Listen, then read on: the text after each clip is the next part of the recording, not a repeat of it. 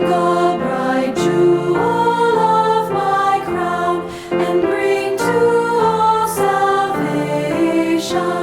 From sin and sorrow set them free, slay bitter death for them that they may live with you forever.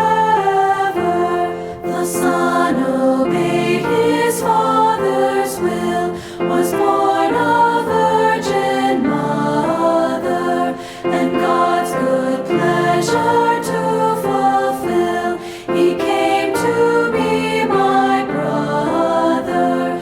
His royal power disguised he bore, a servant's form like mine he wore, to lead the devil captive.